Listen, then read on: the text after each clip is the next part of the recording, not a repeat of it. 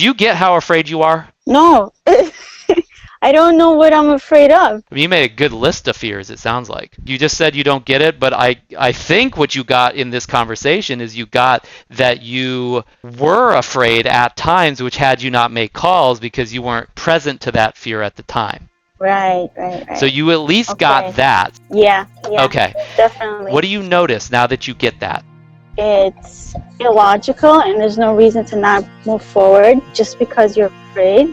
Have you ever felt like you're not ready to coach? Why do you stop even when intending to go for it? Have you ever tried to coach a client that feels like they're not ready?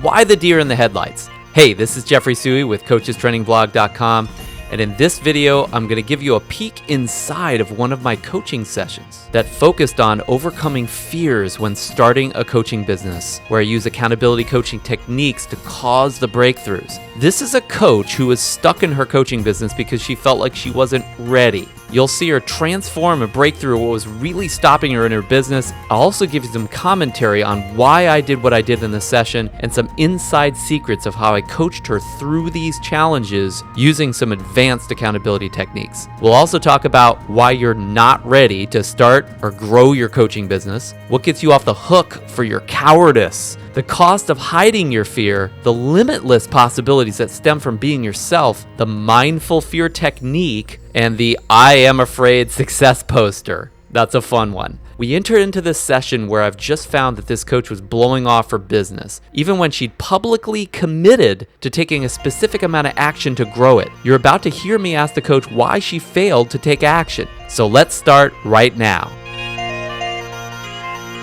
Okay, got it. So what had you not make those calls? I don't know. I'm looking at the phone and I just blank out, and then So when you said I'm looking at the phone and then I blank out, do you mean that your intention when you did that was to make a call? That was why you were looking at the phone? Yeah. And then I feel, I guess, I'm not ready, so I didn't do it. All right, got it. So the conversation, what had you not do it is this conversation called I'm not ready. Right.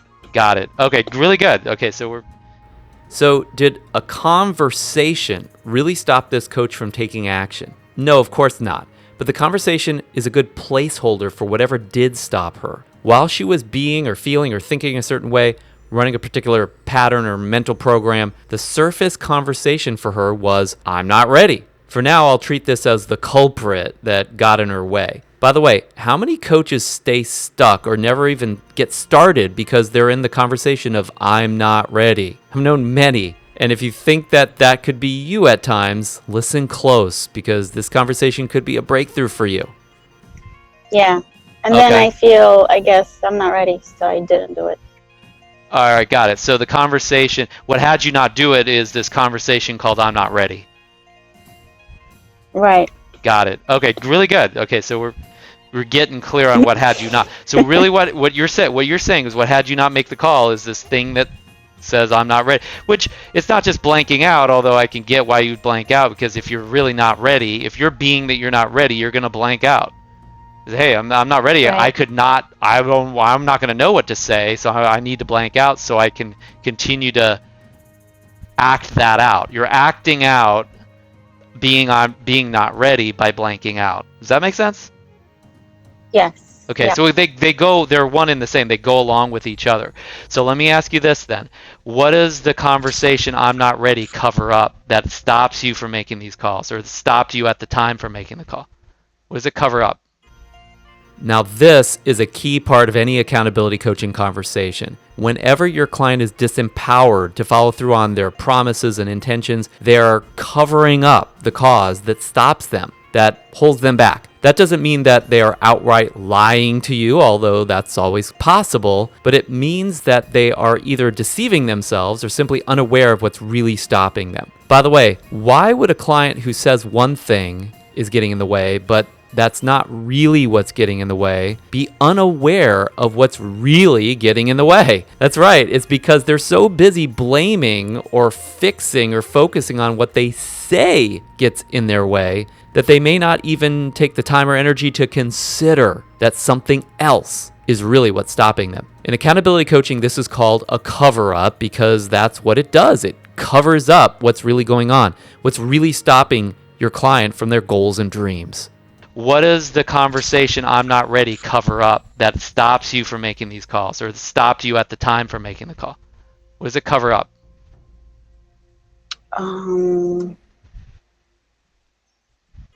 What does it cover up? When you lie that you're not ready, what does that get you When off I the lie. hook? What does that get you off the hook for? I don't know. One, maybe sounding stupid, or them Right. not taking me seriously, Right? or them not responding the way I like. Right. So if I you were really ready, they could still not respond to you nicely. In fact, there's some of them that won't, right? And you know that. You've experienced it already, Right. probably. So, Yeah.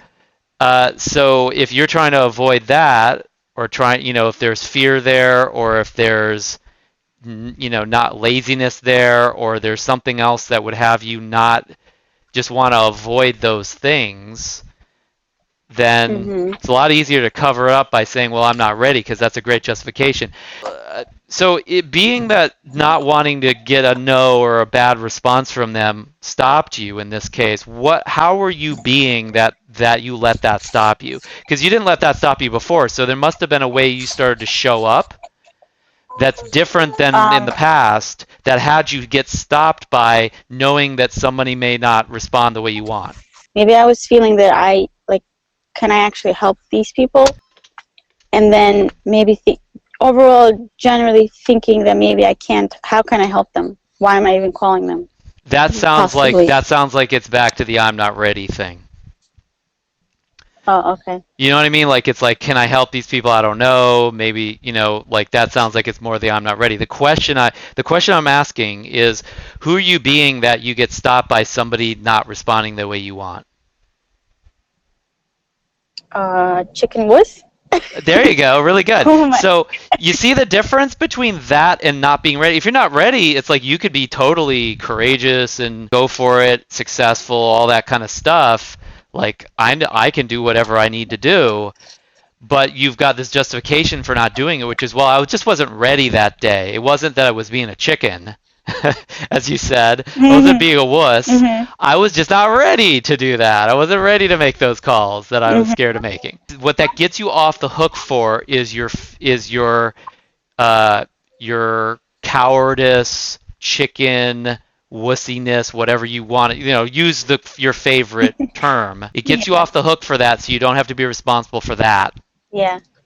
Now, by the way, it I doesn't guess. mean that fear won't be there. It's just that there's a big difference between having some fear and making a call, and having some fear and then not following through on your word. You could have made those calls in an hour or less.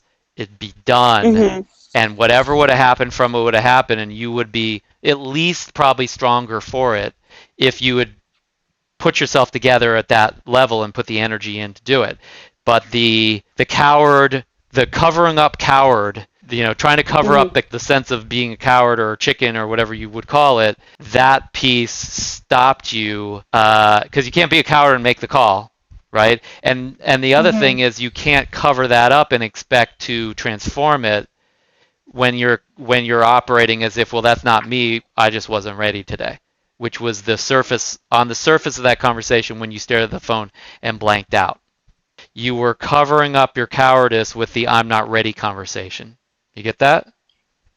Yeah, that's on point. What's the impact of that? I mean, other than not Of what making you the told me calls, just that's now? obvious. You did make the calls, right? We know that. But what is the most egregious impact of covering up cowardice with the lie of not being ready? I'm just not gonna move forward because I'll never be ready. So yeah, that's one of the impacts, is you'll never move forward. But you could still survive just not moving forward. That's probably one of the reasons why you didn't make the call. If it was survival, if it was like, I cannot survive if I don't move forward, you would have made those calls. So you'll actually you'll make it through not making the calls and just not making any progress. But what is the real cost of forget about the external, like I'm not going to get a client from this or something like that. If that's all you get from having made those calls, then you got the booby prize out of it, because clients will come and go. It's not that it's nice. I mean, I know that's what you're focused on maybe right now, but there's a much bigger thing to lose. There's way more at stake in those calls or not making those calls, i.e., the impact of covering up cowardice with this lie. There's a much, much bigger impact on you than just not moving forward and missing out on business or something like that. Could it be that I would know that I didn't really give it my all or Yeah. everything that I could? Yeah, that's right. And if you knew that and you continue to perpetrate that, which I know that's not who you are, but if you continue to live like that and operate like that, what would the ultimate loss or cost or the most devastating impact be of allowing that to stay in your life, allowing that to stick for over time and time and time? I think I feel like a walking contradiction, Okay. saying that I would do all these things, but not. Yeah.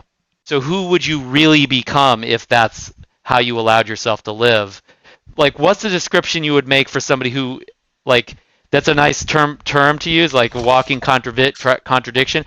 But what would be the worst way you describe that person if you saw them and you saw how they lived and you saw how they were acting and they were talking one way and acting another? What would be your worst derogatory description or label that you would place on not on them because you're mean, but if you were to see that in yourself, that you would say that if it was the worst way of describing that's got some real teeth to it, that doesn't feel good to say or doesn't feel good to admit?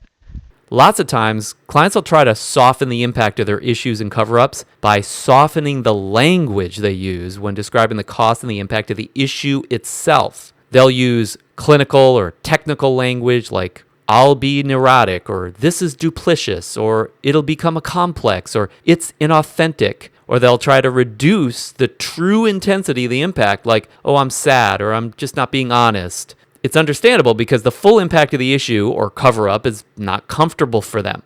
And your client is just trying to retain a modicum of comfort during this coaching session. However, it's my job as the coach to get them present to the full impact, no matter how uncomfortable it is, because that is what it'll take for them to wake up and reassess. I mean, why bother changing a pattern when the impact is so minor? If your client can comfortably live with a problem, generally, they won't change it. They'll just live with that issue for as long as they can. That's where coaching really changes the game for my client, if I do my job. They may have been comfortable before with this issue, but they're not going to be comfortable with leaving it as it is after our session together, assuming that its impact is major, which it usually is if they're bringing it up in a coaching session. Well, let's hear the way I push for that raw impact again.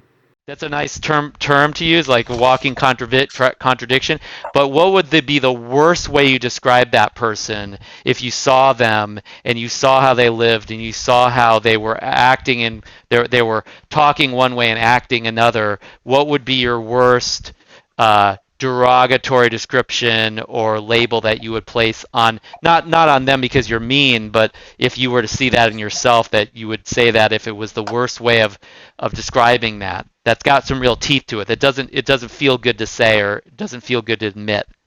I can't come up with a really harsh one. The only thing that comes Doesn't have up to be harsh. is, oh, Go ahead. I wanted it to be harsh. Go ahead. I'm thinking fake, a phony, Yeah. a liar. Okay, there you go. So that's not harsh, plenty harsh to me. But like, you see how those have some serious teeth? Fake, phony, liar. It's like that's not that really would be who you are, but it's like you'd start to be that way because of the way that you operated, which was completely divorced from what you were saying and promising, and really what you're committed to as well. You end up being a fake, being a phony. And so what's at stake? I mean, again, it's not about the phone call. It's not about the client. When you're going to make the call to the business that the voice in your head will say you're not ready for, or that you'll feel fear about even if you cover it up with that I'm not ready thing, what is making that call really about then? What's really at stake in that call? Pride. Mm-hmm. My ego again keeps coming up. Okay.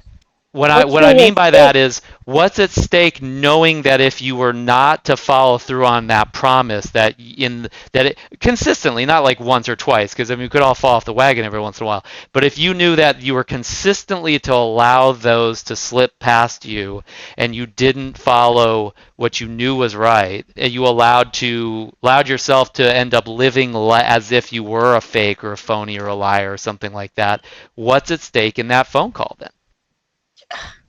Sounds like everything that I put into the coaching, In a way, and yeah. I'm not following. And by the way, knowing who you are in life is being a phony, gets that in alignment with who you really are at the deepest level.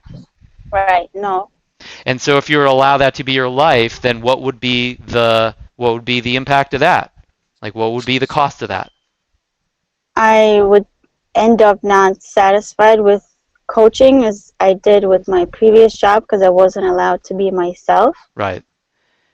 and authentic. And more than the coaching or not, or about more than the career itself, it would simply be you not being able to be yourself, you not being who you really are.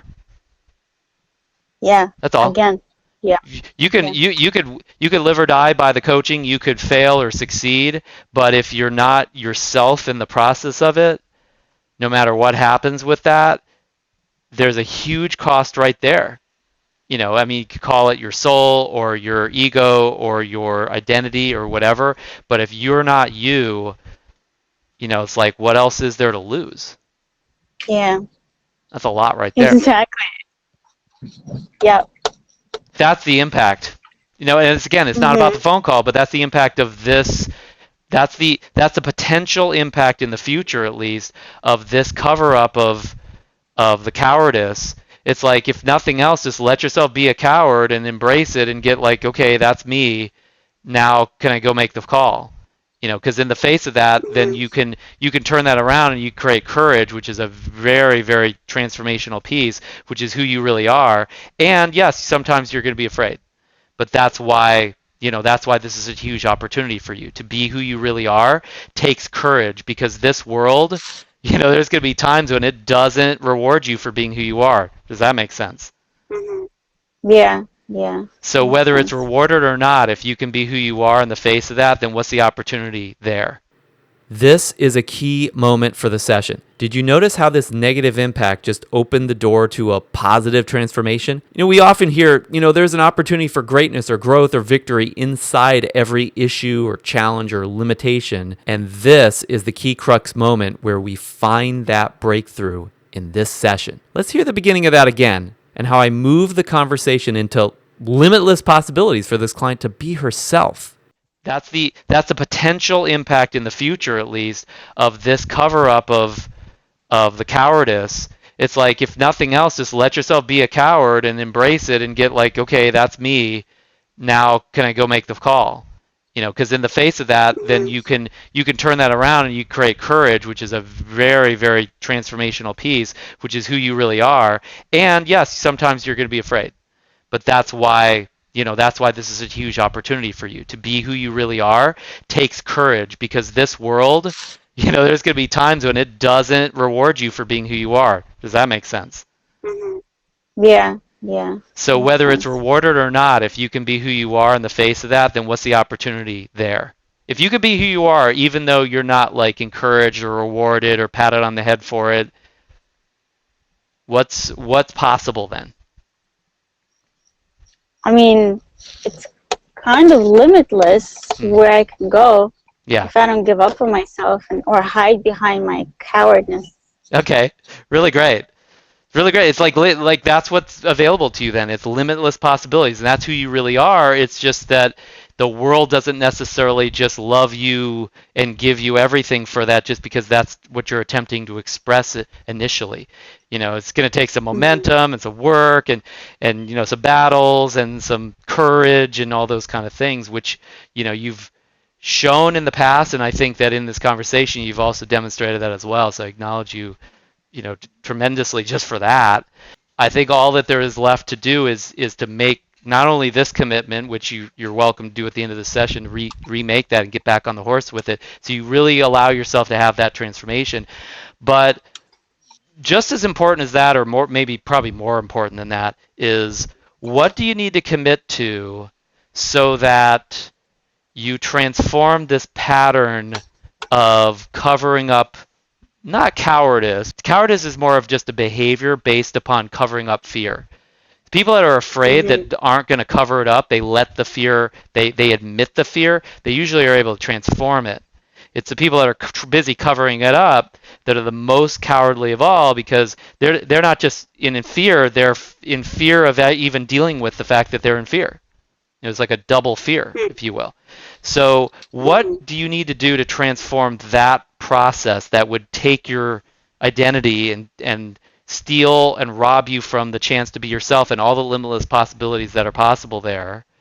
What do you need to commit to like make sure that even once in a while it might get in the way, but what do you need to commit to make sure that generally speaking you get past it, or at least you don't let it hide out and you give it like a place in your life that covering up fear ends up causing the fear to steal your life? Like what do you need to commit to make sure you keep that on your radar screen, or that you head it off the past, or that you get in front of it so you don't allow this to cause the kind of limitations that you've experienced since our last session? I'm not sure. I'm guessing maybe put it down as part of my baseline and commit to it, like on a daily basis, at least a little bit. Okay, and I'm so not sure if what would that's the what you commitment meant. be? What would you need to commit to as part of your baseline? The calling the businesses. Here, my client is trying to just recommit to the action she didn't take before. I'm going to attempt to get her to commit to truly transforming what it was that stopped her from taking action in the first place. That way, she'll not only do what she skipped out on before, but many other breakthroughs and possibilities will show up. Because this thing that stopped her from this one action, it's also stopping her from many other actions, dreams, and possibilities in many areas of her life. That's why we say that coaching works on many levels or layers with a client. There's multiple dimensions of possibility and transformation available out of this one coaching call. So let's listen to how I encourage that deeper and more multidimensional commitment that will transform so much more than just her business. Okay, and I'm so not sure if what would that's the what you commitment meant. be? What would you need to commit to as part of your baseline? The calling the businesses. Which is great. I mean, again, and that's the specific thing that you already committed to. I'm talking about what do you need to commit to train. And by the way, if you just made those calls, you'd probably in the process naturally transform this whole covering up the fear thing. You probably, just in the process of that, you would transform covering up the fear, I would guess. But what I'm asking you for is what's a more direct commitment where you can actually make sure that because the challenge with that is like, okay, in order to transform covering up my fear, I've got to pick up the phone and make a bunch of calls. But guess what? If you're covering up your fear at that time, you're not going to pick up the phone and make a bunch of calls. So it's like a chicken and the egg. Does that make sense? Right. You mean like admitting the fear? Okay, that sounds like a great commitment. Is that Okay. something you're willing to do? Yeah. It's really great. If you just committed to admitting the fear and being honest about that, that's really what this is about. This is more about honesty than it is about fear, because everybody's got fear. I'd have fear if I called those Okay. businesses, right? But if you're honest about it, then cowardice wouldn't show up because you'd deal with it. You'd actually see it. You'd admit it. You'd get real about that. That's really what's going on. It's not this I'm not ready kind of thing. That makes total sense. Mhm. Just admitting it. It's honesty commitment, basically. Is that something that you're willing Okay. to commit to? Even beyond the calls, and again, I know you're going to recommit to the calls, and that's awesome. But besides and beyond that, are you willing to commit that you're going to be honest when fear comes up for you, at least starting with yourself, and just say, okay, I'm afraid. That's what's happening right now. And just get that so you're present to it, and it's not this other game of trying to get away from that, act like that doesn't exist. I hope so. I want to. Sometimes it's so subconscious I can't even hear it. Yep. Usually I hear my thoughts because I meditate for the past, I don't know, 7 months, Okay. but I didn't hear it this time. I get it. That makes sense. And by the way, that's why we had to have it in this conversation, is because it was hidden. It was hidden from your view for whatever reason. Right, exactly. Right? Now Yeah. you see it, and there's a commitment there to be honest about that. And it's just a question of like, what practices can you put in place so that you keep that on your radar screen and you look for it. So my coaching for you on that one is just keep an eye on it as a part of your ritual. Put it up on your wall or something that you're afraid. Just really get your fear. And the moment you get it, like you really get it, do you get how afraid you are? No. I don't know what I'm afraid of. Well, I think you shared it you shared one of the fears you had, which is, you don't get the result that you want when you make the call, right? Oh, yeah. There were people, you didn't do a good job on the call, you couldn't help these guys. You made a good list of fears, it sounds like. You didn't talk about it as if you were afraid of those, but my guess is there's a good chance that a lot of those probably chalk up to that piece. But what you did, here's the funny thing, is like you just said you don't get it, but I think what you got in this conversation is you got that you were afraid at times, which had you not make calls because you weren't present to that fear at the time. Right. So you at least got that. So so I'll ask you the question again. Do you get that you're afraid? Yeah. Okay. Definitely. And now that you get your fear, you really get that get your fear and you're afraid, what comes up for you? What do you notice now that you get that? Like you really get it? That it's illogical and there's no reason to not move forward. Wow. Just because you're afraid. Wow.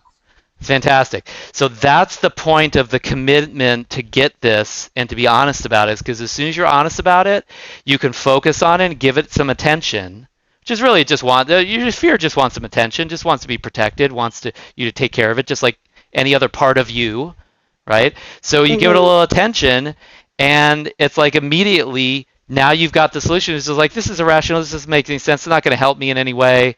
Now I can just get on with it. So now what do you get? Now that you said that and now that you get that, now what do you experience? What are you experiencing right now? Feeling stupid because I just talked about fear and not letting it stop you to my client. Yep. Okay. Yesterday. Yeah, and by the way, it's not stupid. That's just, it was what you said that you didn't want to be, which was fake. It's like saying it to one person and then going and doing the exact opposite of what you said. Which you don't like. So you get your inauthenticity, like in regards to what you say versus what you're currently doing in the past, at least. So it's great to get that.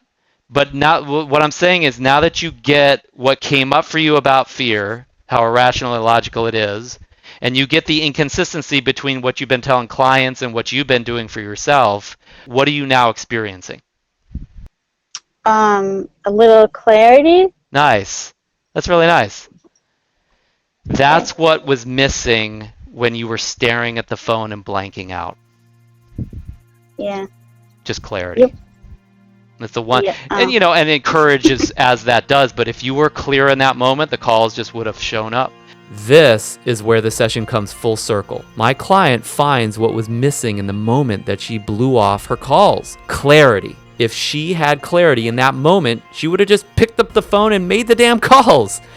Do you see how this is a multi-dimensional transformation? If a client just gets themselves into action, that's powerful. But if they actually get access to clarity, not just the concept of it, but literally the experience during the session, during the coaching session itself, then imagine all the areas where that would transform their life, their actions, their relationships, their communication, their emotions, and their entire experience. That's what I was looking for inside this mindful fear technique. Getting her access to what was missing for her such that if she had it, it would transform everything. Why did we need to go through that fear awareness in order to get there? Because that clarity wasn't possible without full awareness and ownership of her fear. What are you now experiencing? A little clarity. Nice. That's really nice. That's what was missing when you were staring at the phone and blanking out. Yeah. Just clarity. Yep. That's the one. Yeah. And and encourage as that does, but if you were clear in that moment, the calls just would have shown up. And whatever to say and whatever to do to make the best possible future out of those conversations and relationships probably would have come up as well. That's all that was missing. But it wasn't possible. Clarity wasn't possible at that point because of this thing that you hadn't noticed. That's all. Right. So it's being aware of that, and now you've got clarity, which is really great. And with that clarity, there's so much. It's not just anything possible because you're breaking through that, the fear, and you're aligned with who you really are. But you have the power to do that consistently, because that clarity when you bring that clarity to the table, you can break through fear anytime, because it's like it'll cut through it like a knife. I hope so. And I get that. I appreciate that uncertainty. That's a good place to be. That's probably better than just fear that's been covered up, because at least now you're like, I don't know what's going to happen, which is exactly where you should be, because you don't know. But at least you can be clear that you don't know, and you can have courage in the face of the unknown. Can you do that now that you get that your fear is not aligned with who you really are? Yeah. I mean, I'll do everything I can to recognize it. Nice. That's the commitment that I'm asking you for, is just to keep it in front of you. Don't forget your fear. Don't ignore your fear. Don't deny your fear. Embrace your fear. Look at your fear. Give it some attention. Just be aware of your fear. Be present to it. When you're about to make the call and you start feeling the fear, or that some gain comes up so you don't have to experience and admit that you're afraid, like, this is my fear. I'm experiencing it right now. Now I can make the call, but I know it's like I'm afraid. Okay. If you don't acknowledge it, then it'll be the same game. You'll blank out and you'll do this whole hopscotch again. That's the commitment I'm asking you for. Are you committed to do that? Yes. Great. Definitely. Really good. So my coaching for you on this is put "I am afraid" on a poster and put it on your wall. Okay. They have those success posters that they put on the wall. Your success poster is "I am afraid." Okay. And then I shall do that. It'll be really hard to forget that shit. Yeah. Put it right by your phone, so when you look at the phone, you see this word, you see fear. It's just like, okay, yeah, that's what that's about. Okay, great. Now let's make the call. You just get over it. Okay. I'll do that. All right, really All good. right. Thank you, Jeff. You got it. Okay, did we get Liz? I hope you took some great value out of this video today. So, do you ever stop yourself from moving forward in your coaching business because you're not ready? Is it possibly just fear? How do you break through to take action? Have you had a client like this? How did you help them? And then, what did I miss? What else might have helped my client? Just put it in the comments and let's have a conversation about it. This is Jeffrey T. Suey with CoachesTrainingBlog.com. Thanks for watching this video. Like it if you thought it was cool, and subscribe for even more of these videos. By the way, you can grab your own free step-by-step 30 days to become a coach video toolkit. Just go to CoachesTrainingBlog.com right now to get your 30-day coaching blueprint videos. You'll learn even more detail on these same accountability techniques I demonstrated today, other advanced coaching and practice building techniques, and more.